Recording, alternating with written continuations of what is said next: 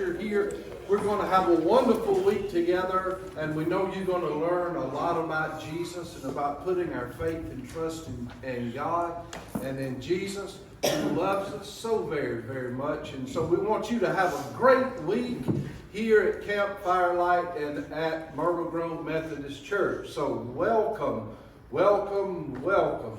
Now, in order to have a great week, we're asking for your help. With number one, always be kind to one another. And number two, when you're inside the building, please don't run and horseplay. You know what horseplay is? You don't know what that is. In other words, don't wrestle and push one another. Everyone, keep your hands to yourself. And that's important. And listen to your teacher and to your instructions of what we want you to do. So be nice and kind to one another, and don't push one another and don't hurt one another, but we're always going to be kind to one another. Are you excited about being here? Yeah. Are you excited about being here? Yeah. We are glad that you're here as well. We have one more song that's going to go with our lesson today. We're going to learn about Jacob. He's a character in the Bible in the Old Testament that went on a long journey and had to trust God because Jacob didn't know exactly where he needed to go. And so God worked in his life. And you're going to learn today how God led Jacob and how important it is for us to put our faith and our trust in God. And so there's a little song we want you to learn. If you would stand, and if you would please serve. And the sound booth guy is going to play our song for us. Come on, Miss Amanda, lead us. All the time, everywhere, over here, over there, far away, close to home. You will never leave us alone. You bless us, protect us, your light guides us through the darkest night. Before, behind, above, below.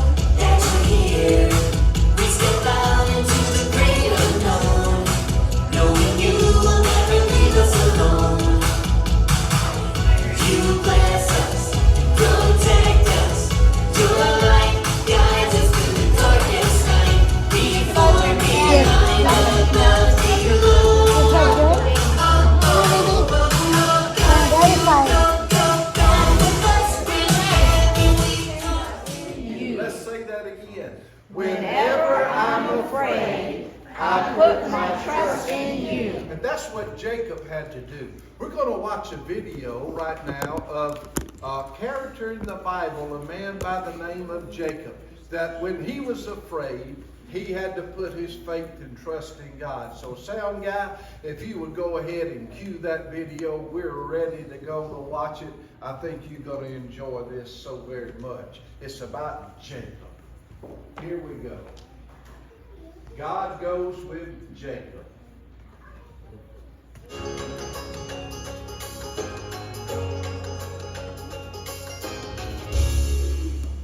The very first book of the Bible, Genesis, tells us the story of God's people through God's perfect creation and God's promises to humanity through the family. Abraham had a son who then had two sons of his own. One of those sons was named Jacob, and he was very sneezy. He was very sneaky. You see, even though they were twins, Jacob was born second, and that meant his brother would get a bird bite and a messing. Wait, that's weird. I meant to say his brother would get a birthright and a blessing. which was a special right and privilege given to the oldest son in the family. That didn't stop Jacob, however. He tricked his twin brother Esau out of his birthright inheritance and tricked their father Isaac into giving him a special blessing instead of his brother Esau. When Esau realized he had been tricked, he was very angry. He was so angry, in fact, that Jacob swam away from home. Wait, that doesn't sound right. He ran away from home. Jacob quickly left his home and made his way from Beersheba to Haran. This journey was about 500 miles and would take him many, many days to complete. While on his way, Jacob stopped to rest for the night. Since he forgot to pack his travel pillow, he found the nearest rock to lay his head on. Jacob didn't need to be rocked to sleep that night. He was a tired guy who quickly fell into a deep sleep and began to dream. Have you ever had a dream that seemed so colorful and so realistic that when you woke up, it felt like it really happened? Well, that is exactly what happened to Jacob. That night, Jacob dreamed about stairs. That's right, he dreamed about stairs. These weren't small stairs, though. No, these were huge stairs. Imagine a huge ladder, bigger than you've ever seen, reaching from the ground all the way up to heaven. It was a stairway to heaven. On the ladder, Jacob saw God's angels going up and down from the earth to heaven. Suddenly, he saw God standing on the ladder. God spoke to Jacob and said, "Hello, Jacob. I am the Lord, the God of your grandfather and the God of your father. I will give you and your family the land in the place where you are lying down." God went on to say that Jacob's children and their children would be destined. Oops. God actually said that they would be like the dust of the earth, spreading out everywhere. God promised to be with Jacob and his family and to never leave. When Jacob awoke, he realized that God had been in that place with him, even though he didn't realize it at first. "This place is awesome," he said. So Jacob took his special sleeping stone and changed it from a pillow to a pillar. He poured some oil on it and named the place Bethel, or God's house. Then Jacob made a promise to God, stating that if God protected him, gave him food and clothing, and a safe return home, then the Lord would not just be his father and grandfather's God, but the Lord would be his God too. You see, Jacob trusted God to go with him on his journey, and God was faithful to him. I know it may be hard to believe, but that's just how it happened. To go with him. We have a couple of special helpers this week I want to introduce, and they're going to help us to shine for Jesus. And I believe they're Fireflies, and they're here today. Wonderful. Would you welcome your Fireflies to Campfire? What are your names, Fireflies? Good morning, campers. I'm Sparkle. And I'm Shine. All right. That's because I shine. Oh, that is so neat. Wow. With Sparkle and Shine, you know, Jacob went on a very long journey, and he had to trust God to go with him. Isn't that neat? Yes. Yes. That's right. Hang on, that's right. And God will be with you and these campers this week on your journey at Campfire.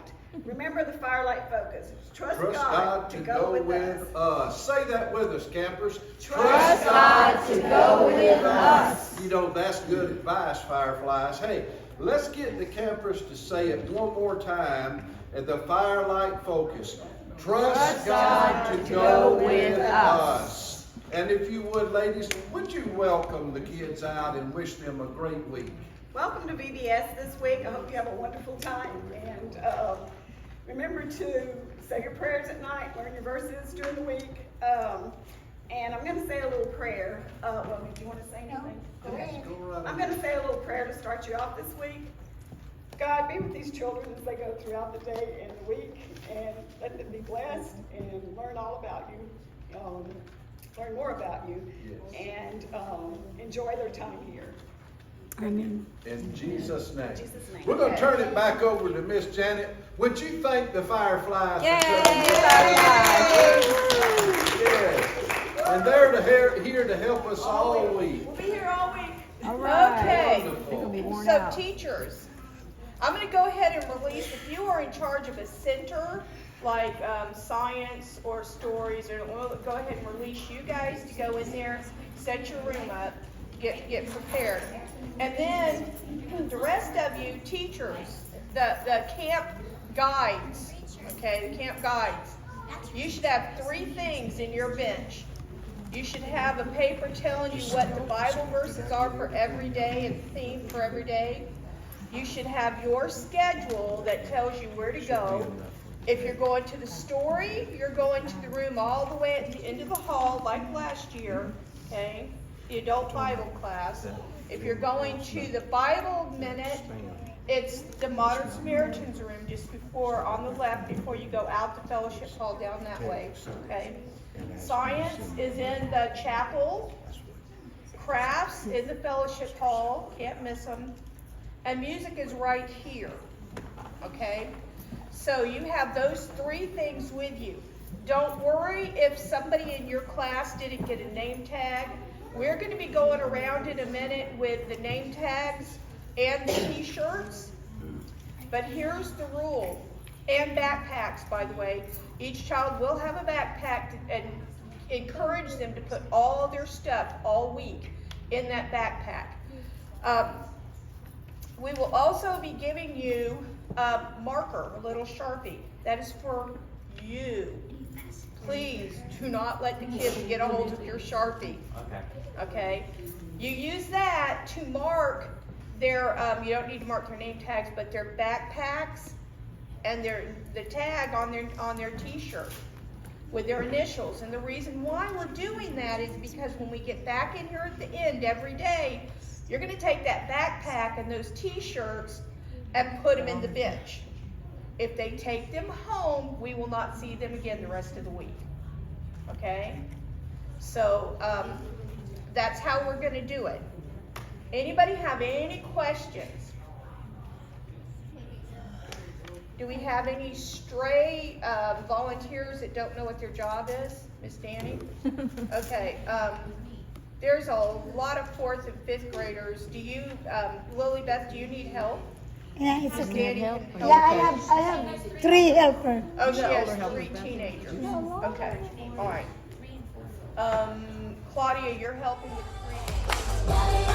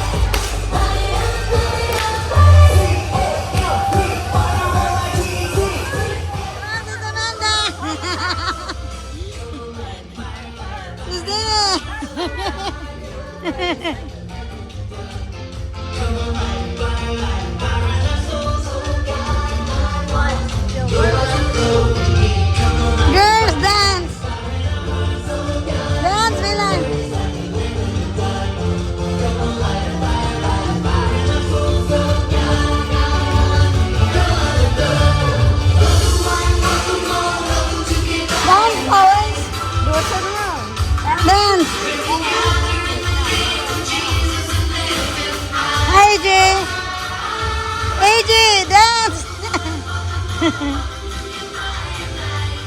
Good job, AJ. Man, yeah. Nathan. Dance. Dance. Yeah, Ninya, go.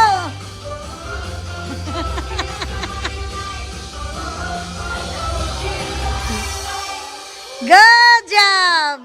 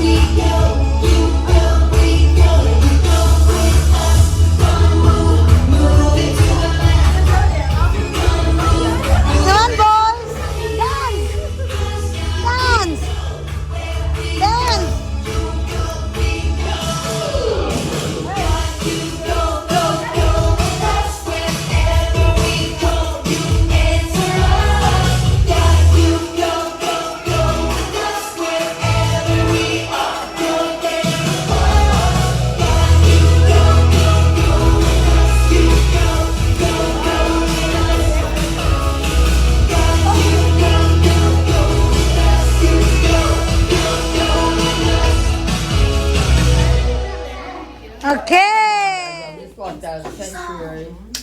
Say It's Esau. Esau. I do, but I wasn't Esau, not Isaac. Isaac is the father, Esau is the brother, and Jacob is the second brother. They all start with K's. I saw. Oh, wait. All right. Why was Esau angry with Jacob? Because he took his blessing and his contract, whatever. Birthright. Birthright. Back then, the blessing was something the father gave, usually on his deathbed. He's getting ready to die. He doesn't want to die and just leave his stuff to nobody, or a blessing to just nobody. He wants to pick his favorite child and say, "Ah, Chloe, I want to give you the blessing of having all your friends be faithful to you and all your business adventures to be successful." That would be a blessing, okay? The birthright is quite different. The birthright does something like this. "Oh, Esau, you're my firstborn. Therefore, you get everything I have. It's all yours." That's what Esau should have gotten, according to the tradition of the Jewish people, okay? Esau was the firstborn, even if only by seconds. He came first, so he technically should have gotten all the birthright. Who knows what happened to his birthright? It got stolen. Hmm. Robbed. No, it didn't, actually. the prophet that wasn't getting it, made it look like that he was. Okay, that's the blessing. The birthright goes something like this. Esau's out hunting one day, stays out way too long, got way too hungry, and he comes back into camp, and Jacob is making a stew. And Esau comes in, he's like, whoa man, that stew looks good. And Jacob's like, yeah, it's real good. I'll sell you my stew for your birthright.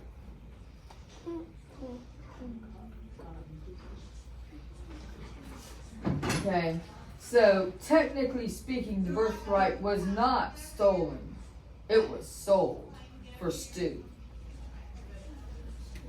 It's in the Bible. Read that. Absolutely.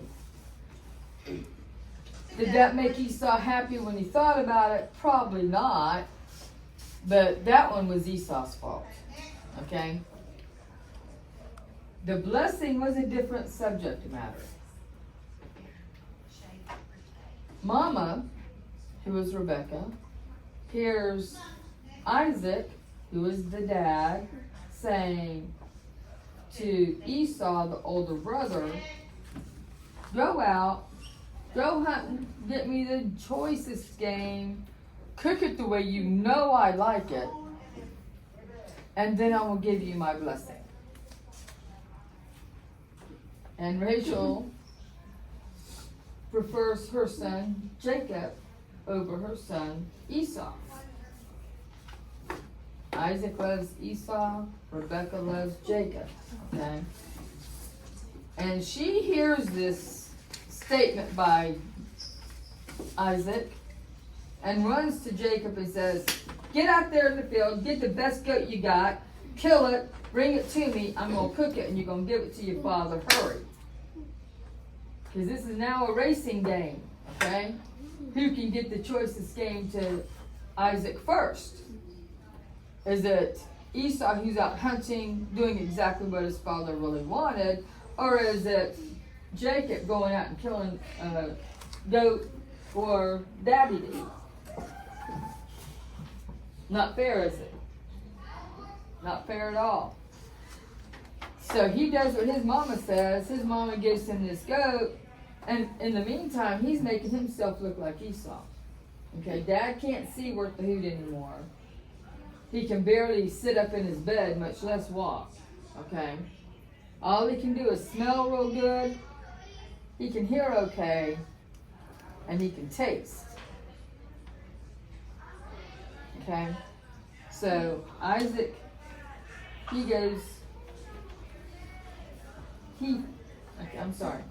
Jacob goes and gets the goat skin and puts it on his arms and puts it on the back of his neck. Because he knows Dad is going to feel to see who it is he's talking to, right? He wants to see or feel that he's really talking to Esau, right? Because he wants to give this blessing to Esau. And then Jacob goes and he gets Esau's clothes. And his clothes smell like Esau. You know, today we think perfume, it's not perfume, it's the smell of him just having worn his clothes. They didn't wash their clothes quite as often as we do. We wash it every time we wear it. They washed it once or twice a month, probably, okay? So, what happens is Jacob gets done first. And he goes into Daddy with the, ooh, that's good tasting meat because Mom made it. She knows how he likes it. Don't your mama know how your daddy likes his food cooked? Okay. So she knew how to cook that meat up for Isaac. And Jacob gives it to him. And he's like, this is good, Esau. Come, let me smell you and see if you are really who you say you are. And he sniffs his clothes. Yeah, you smell like Esau, all right. And he touches his arms and the back of his neck. Yeah, you feel like Esau, right? But you sound like Jacob. But Jacob convinced him that he's really Esau. So in this case, the blessing is stolen. It should have gone to Esau. It was his. But Jacob stole it from him. The birthright was sold. But the blessing was stolen. And Mom knew that Esau was going to be mad. So what does she do? What would your mama do if she knew that you were going to be in big trouble? Run, hide, get away from here, is what his mama did. She sent him all the way to another country to stay with her brother so Esau wouldn't catch him. So, tell you what, that was quite a story. But on his way out, he's running from Esau. And he falls asleep. He makes it pretty far. And then he falls asleep. Do you know what he did when he fell asleep? He fell asleep with his head on a rock. Anybody want to use a rock for a pillow in here? No, thank you. I don't even want to think about that. That hurt too much. But when he is sleeping, he had a dream. And the dream was watching angels go up and down the stairway to heaven. They'd go up to heaven and they'd come back down. And in the process of all of that, when he woke up, he realized that God was with him. Even though he had done something stinky, stealing the blessing, that was pretty stinky. But even though he did something really stinky, like steal the blessing from Isaac and Esau, he still was, God was still with him. God did not abandon him. God didn't say, you're so mad, I don't want you around. He didn't say that to him. He told him that if he would worship him, that he would be Jacob's God. And you know what? Jacob told him that if God would be his God, that he would worship him and do what he said the rest of his life. Wow. For the rest of his life, he would do what God said. Here's what it says. When Jacob woke from his dream, he realized that God had been with him all along, and that God had gone with him on this journey. This helped Jacob to trust God to go with him. Speaking of trusting God, who can say our camp call out memory verse with me? Who knows it? Whenever I'm afraid, I put my trust in you. Who are you putting your trust in? Me? Are you trusting me? No. You say it loud so everybody can hear. God. We're putting our trust in God. It's nice to be able to trust our parents, and it's nice to trust our friends. But the one person we should make sure in our whole life to trust is God. Because He's the only one who loved us enough to send His only Son to die for us. Okay? So, whenever I'm afraid, I need to put my trust in God. Whenever we say that camp call out, it can be a reminder of how we can trust God in every situation. What is a situation you would like to trust God in? Anybody have an idea of a bad situation you'd like to trust God with?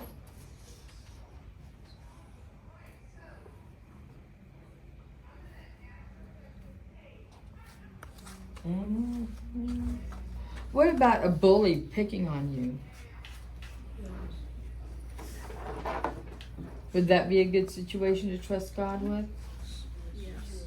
Maybe better than walking up and popping the bully in the nose too, huh? That would be a nice feeling to have, to go pow to somebody who's being mean to you. But it's not ever so much. It is not the right way to do things. How do we know that? And Jesus tells us if someone slaps you on one cheek, turn the other cheek and let them slap that one too. So that means that if we have somebody who's being mean to us, we should trust Jesus to take care of it and not walk them back in the nose. That's not the right answer, right? Shouldn't we trust God to take care of us? What if we get lost at the mall? We can't find our parents. We can't find our ride. We can't find where we're supposed to be. Who do we trust then?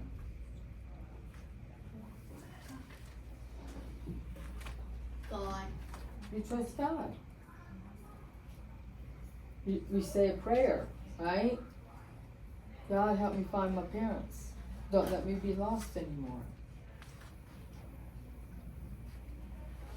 There's all kinds of situations that you should trust God in. If you're out camping, any of y'all ever been camping before? Yeah. I don't know if it counts as camping. What's that?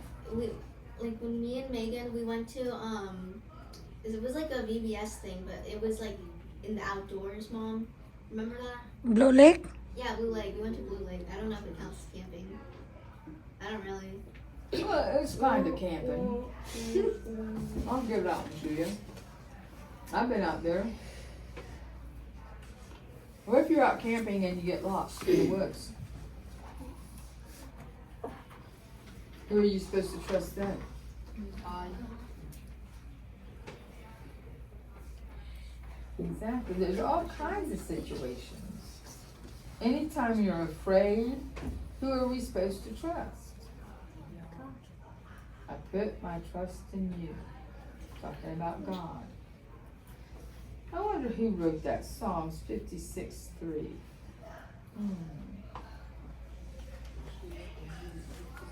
I think I got the real Bible says. He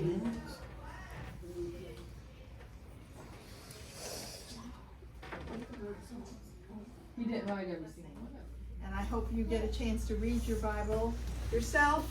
And if you go to this church, they give you a Bible once you get out of, or go into the 3rd grade, I believe, is the age that they present those. And so you can always get a Bible from us here at the church. You just talk to Miss Janet if you don't have one of your own. So our story today comes from the very beginning of the Bible. The word Genesis means beginning. And so it's the first part that's probably about this much of it. And one of the most famous stories in here is the family of Abraham.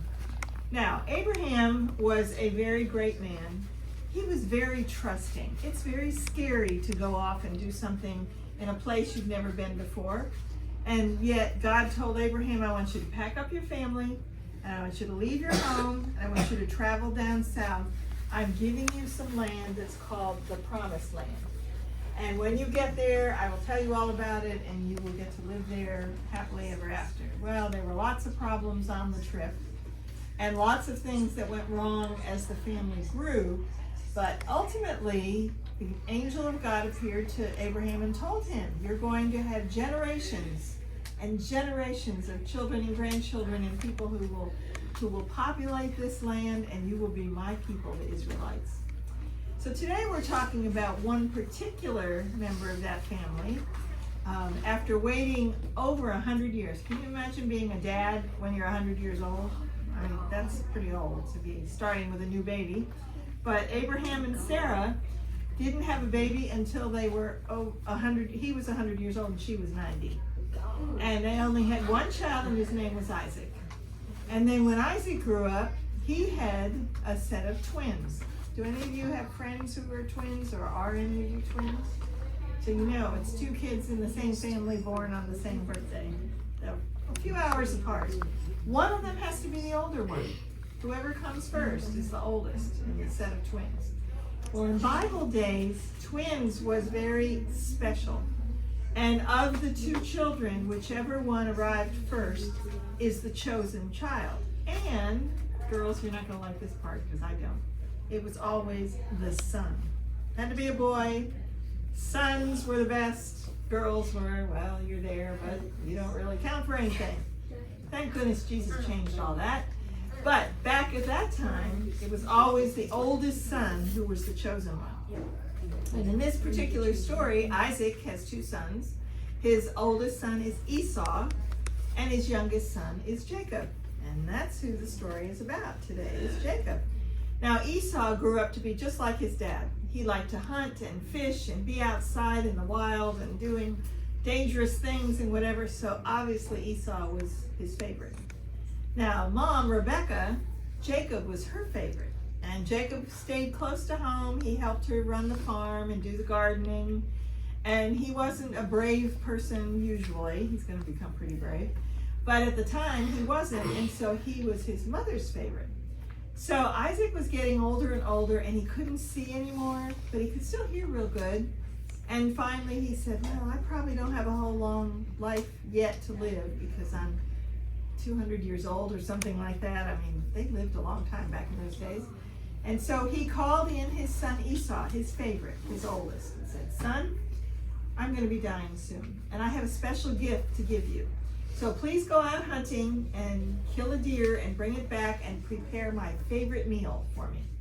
And then you'll bring the meal in and we'll talk, and I have a gift for you. Well, Esau thought that was great. So off he goes hunting. Well, Mom Rebecca over here, she overheard this conversation. So she calls Jacob in from the field and said, your father is planning to give your brother a special gift. I want him to give it to you. Jacob goes, Mom, I can't do that. I'm younger than he is. Just do what I tell you and it'll all be fine. And so Jacob does what his mother says. She gets a set of Esau's clothes and puts it on her son Jacob, so he'll kind of smell like he's been out in the woods and out hunting and so forth.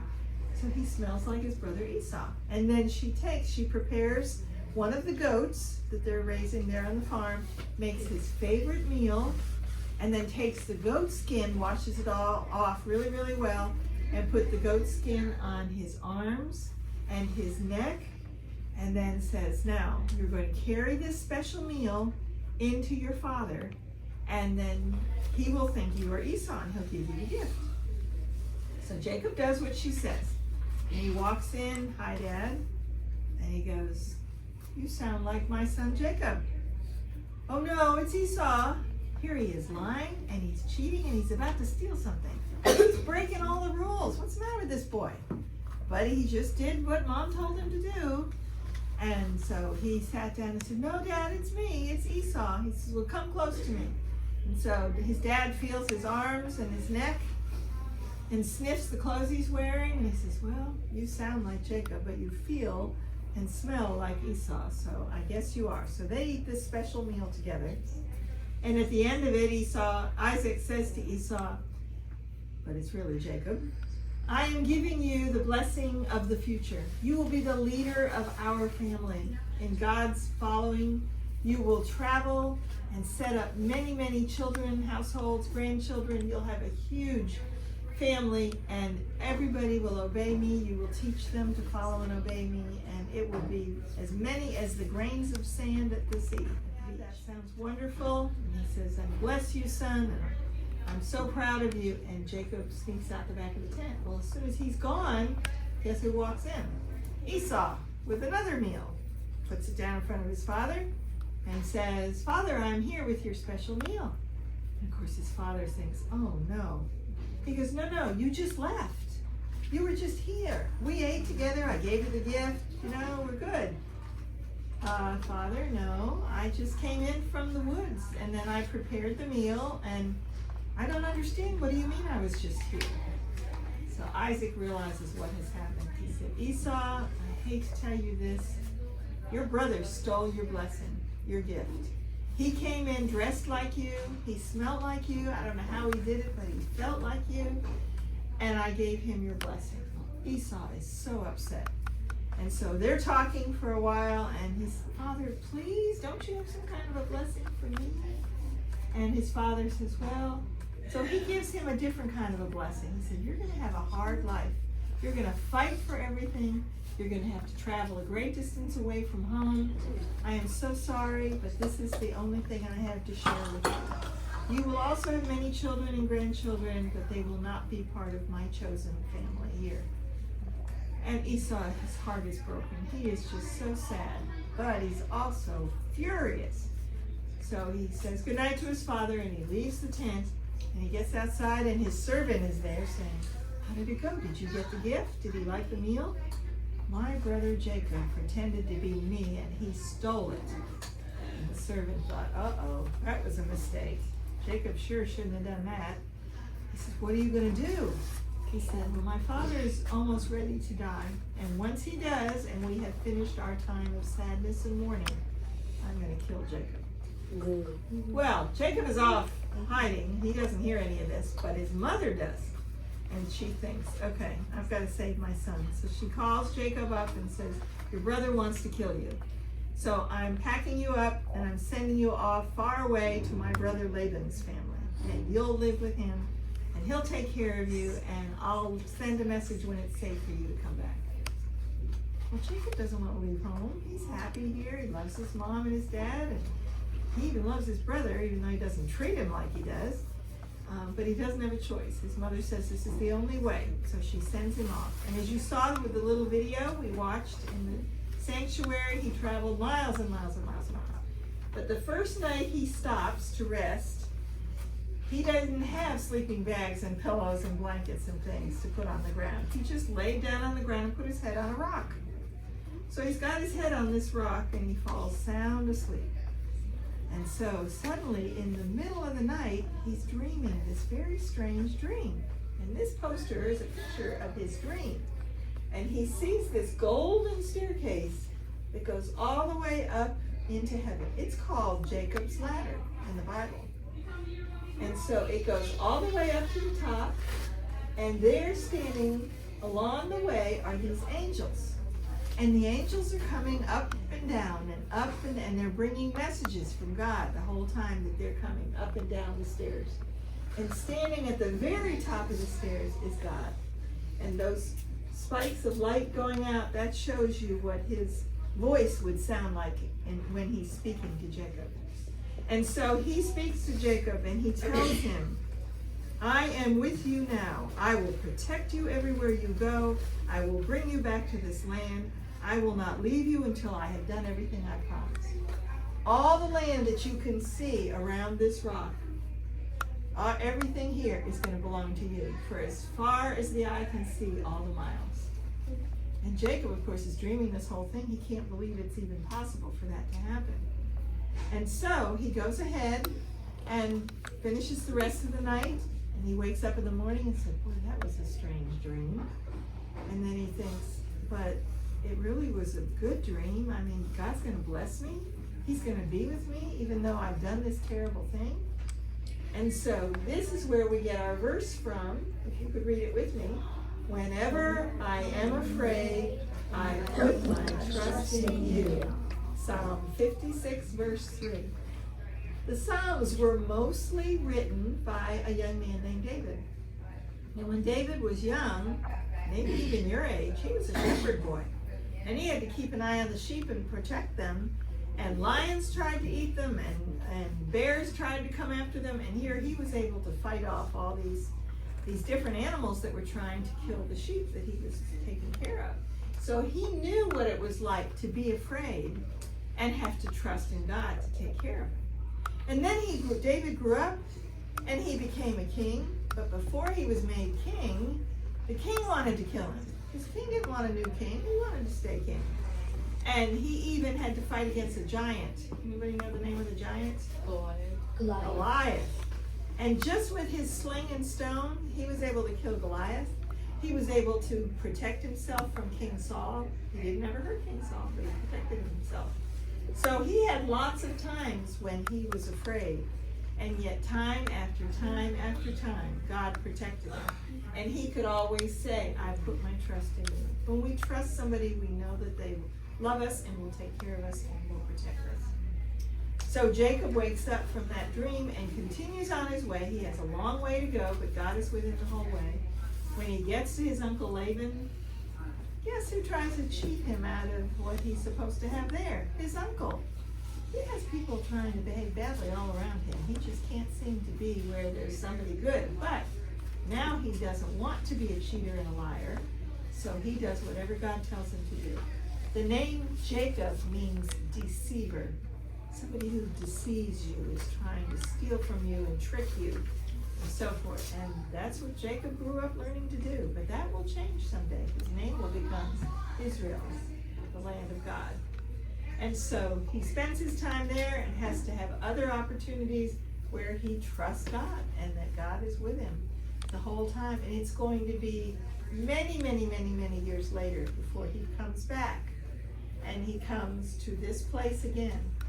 But this first time where he's sleeping on this rock, when he wakes up, he takes that rock and calls it Bethel, which means the house of God. And he takes right here, and Bella, if you would take that bottle right there and pretend you're pouring that oil on the rock for me. Could you do that? So he takes out oil and he pours it over the rock because oil was something very special. Thank you. Very special in Bible times. And even today, Pastor Riley can have you come up to the altar and he puts oil right on your forehead and prays for you if you say, this is wrong with my family or something is happening in my life and would you please pray for me and bless me with oil. He can do that. It's called anointing. And so here was Jacob's first time to anoint something with oil, and he made this rock become like a temple, a church, a house where God would be. And when he comes back, years and years, hundreds maybe of years later, that rock is still there. And he remembers, this is the rock where I met God and he protected me. And God is going to send an angel to wrestle with him. You guys know what wrestling is? Where you're rolling around and trying to, if you can pin the guy to the ground, then you're the winner. So he's wrestling with this angel and he's winning. But guess what? The angel says, well, I can't have you winning. I'm an angel. So he hurts his hip and breaks it so that he can't finish and win. But he says, you did well, and I'm renaming you from Jacob the deceiver to Israel, my son. This is my land. These people are my people, and I will watch over them. So God was with Jacob everywhere he went and took good care of him all along the way.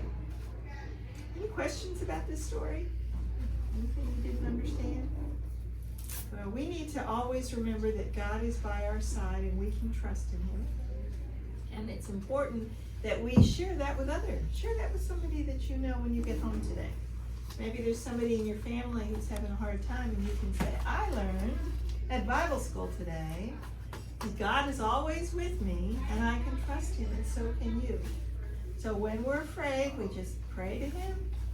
God made it possible for us to just say, hey Lord, I'm having a problem here and this is scaring me and I need your help. And he will be right there because he loves you so much. And so that is what this story has been teaching us about and telling us about. We need to remember when we hear stories from the Bible that we can learn and discover things about ourselves and things about God.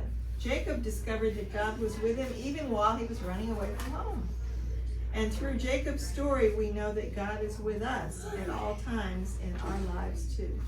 So we can trust God to be with us and go with us. So we remember that in the days to come, and here is a closing prayer for us to say. I will read a line, and then your answer to that line is, God is always there.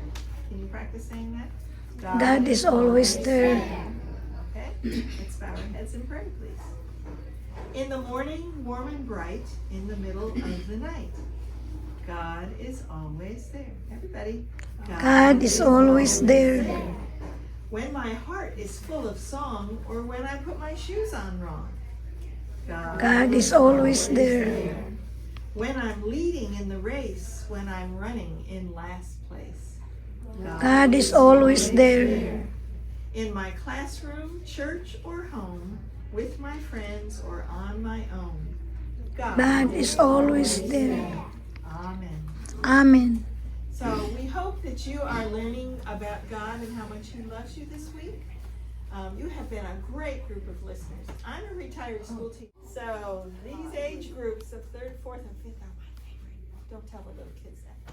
But I like it because you're such good listeners and you ask good questions and you can really pay attention and follow to what the Bible. Brown goes only on the bottom. And then you can use all the other colors if you want to see it on the back, see what it looks like. And you can put all the different colors to make a fire. And then let us know when you're done with that. Okay? So go ahead and start gluing. You can start now, baby. You can share, okay? On the bottom, that's what you're going to put your brown on.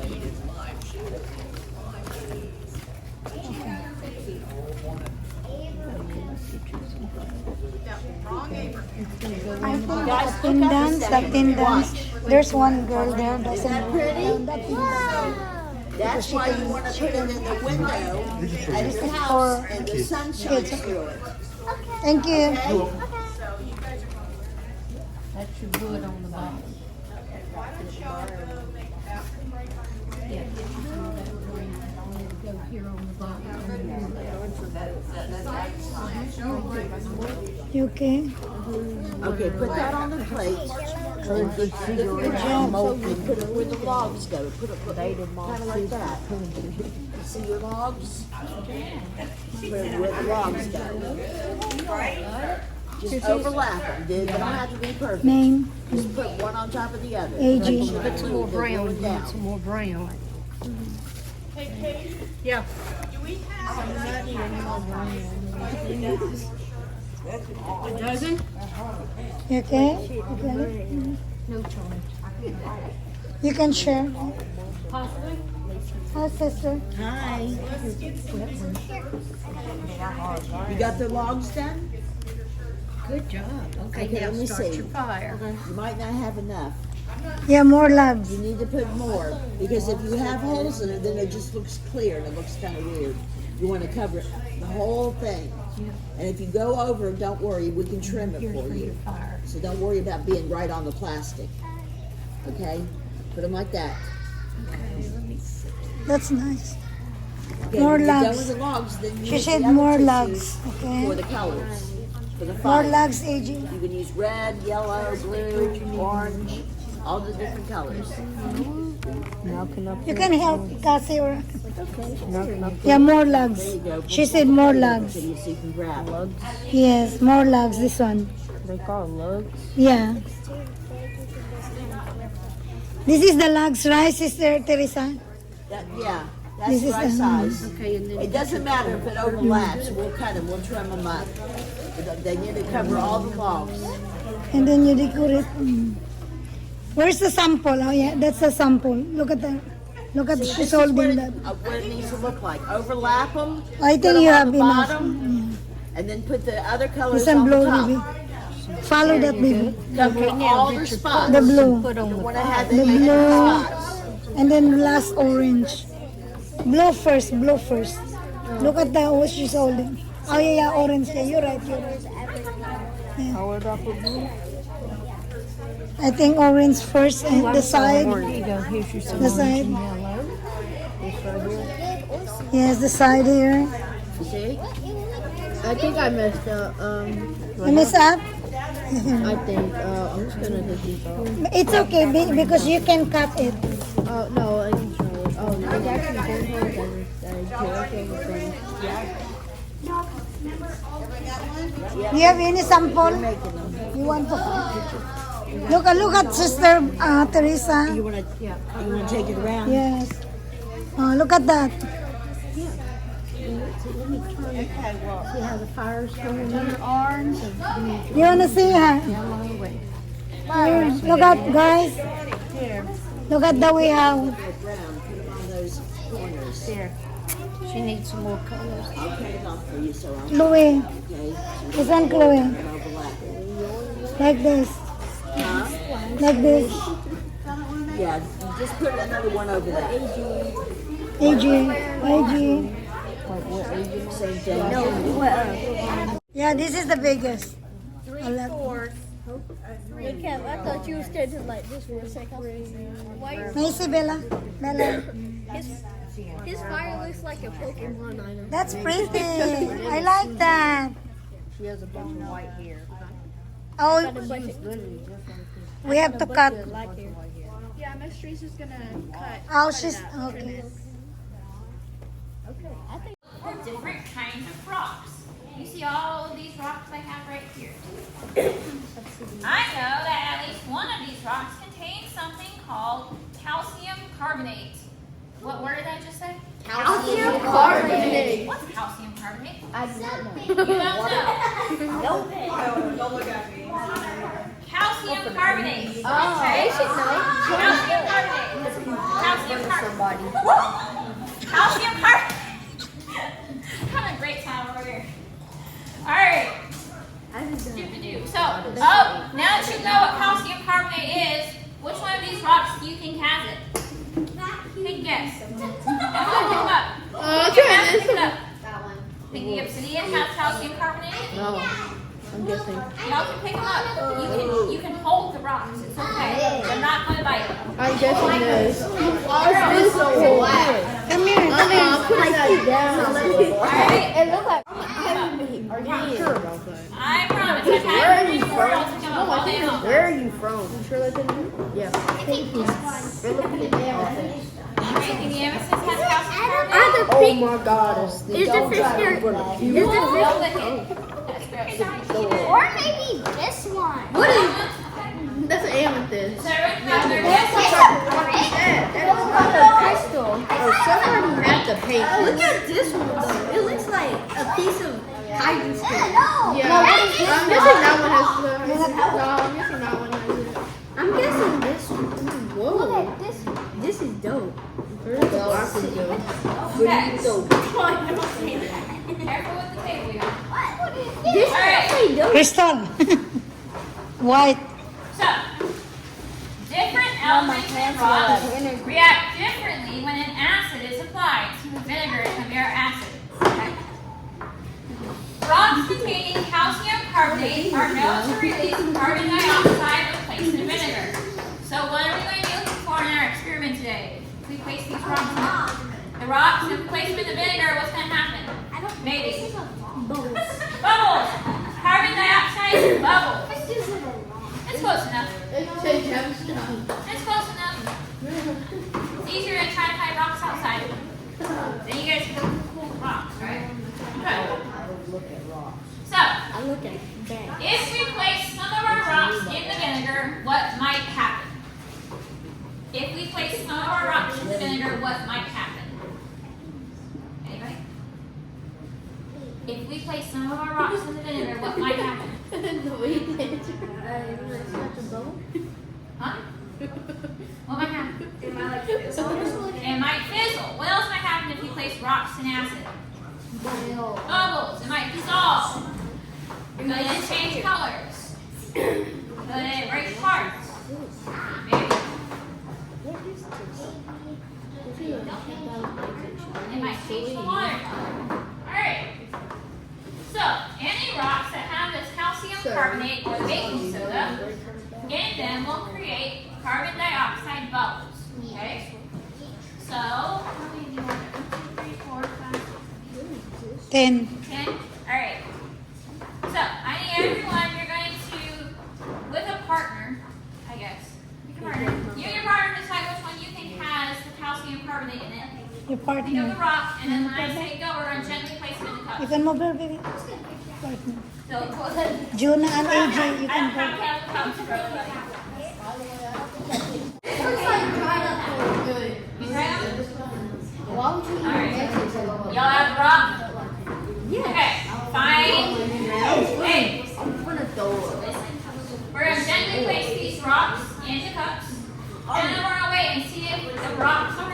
bubbles. So we're going to come up so that you can place it in the cup.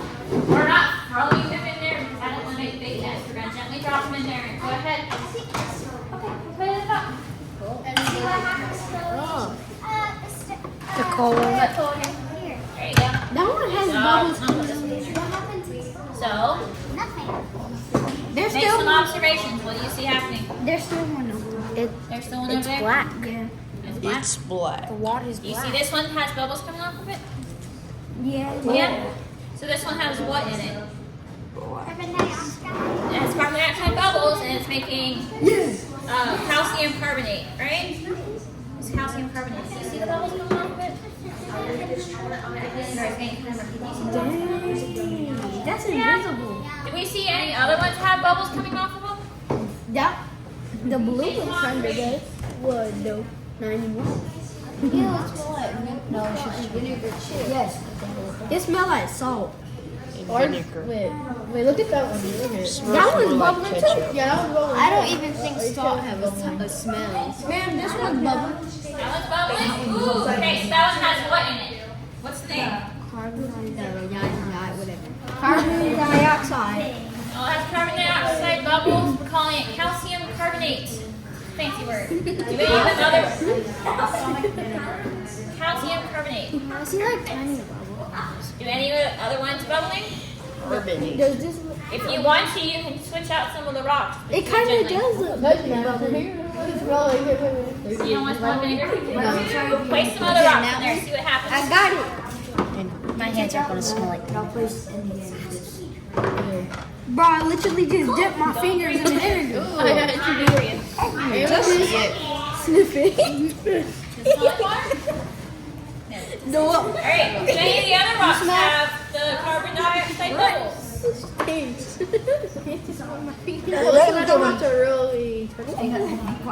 already got one. You take this one out. Let's share this one. The brick. Or baking soda and vinegar before? No. What happens? It explodes. It explodes. You ready to make a mess? Yeah! Okay. Before I do this, when we make mess, we're going to keep the messes in the pan, okay? Because I can't make more, clean up more than I have to. Alright? Yeah, it's y'all to last. Last time I did this. It's fizzing. Come on. You need to I want to make it watch overflow. Hold on. Yeah. There we go. Oh my god. Oh my god.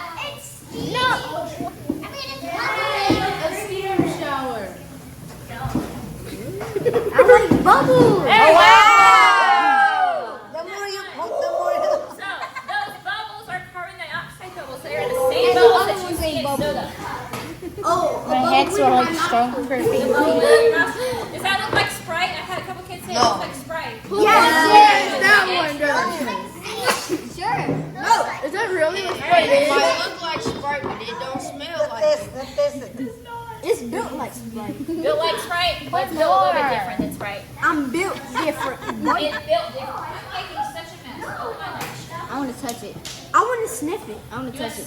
Sniff it? Yeah. You can touch it. Bro, what? What? You just put his whole nose in it. It's like Do you know what the center of gravity is? Kyle? Yes? No? Alright. Do we know what gravity is? Yeah. What's gravity? Brings everything that goes up and down. Right. So if I jump, I come back down. If I throw a ball up, it comes back down. Your center of gravity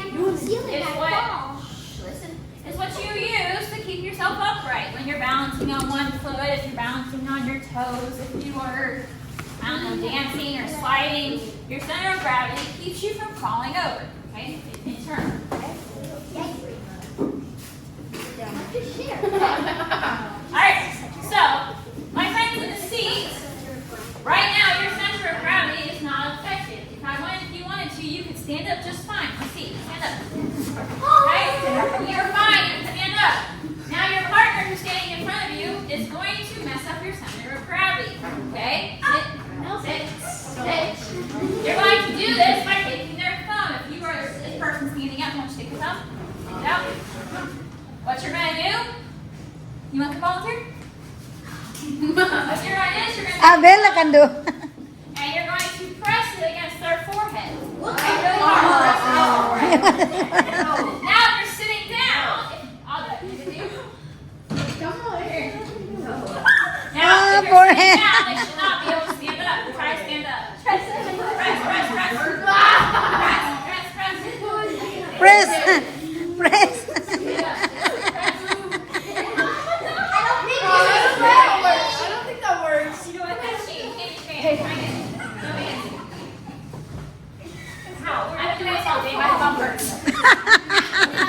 Alright, now I shall switch spots. So if you're partner, you will press way down, stand up. If you are sit down. His partner,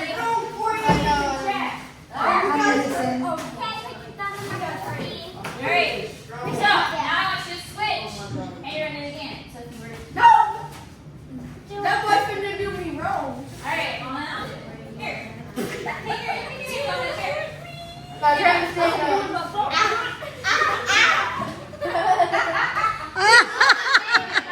Alright, now you get to your partner. Alright, get to your partner, see if they can stand up.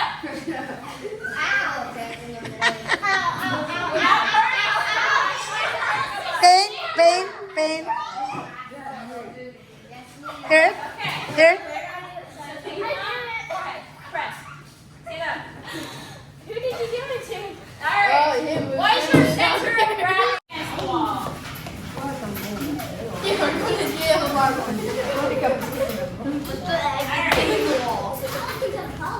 Cool. You're going to jail. Alright. Feet all the way up against the wall. Feet all the way against the wall. What I'm going to do. That's fine. I'm going to. Be quiet, please. Listen. If you're not listening, you can't do the experiment.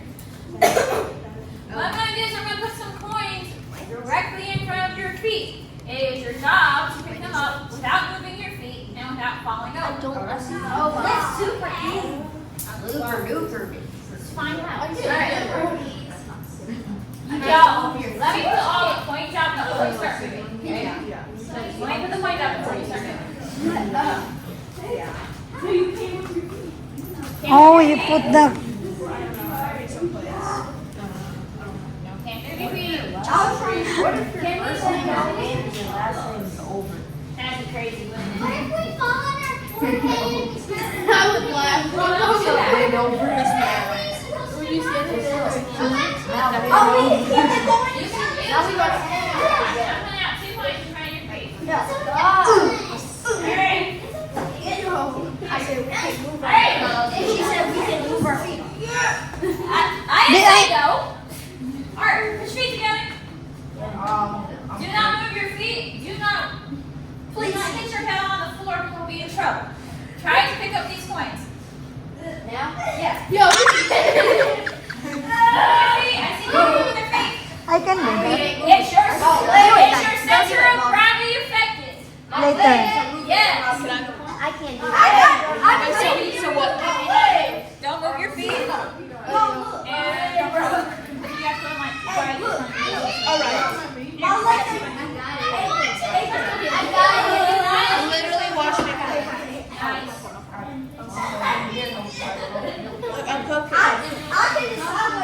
What's that? Yeah, easy. Huh? Yeah, it's easy. If you can reach all the way. Yeah, That's flexible. You can do it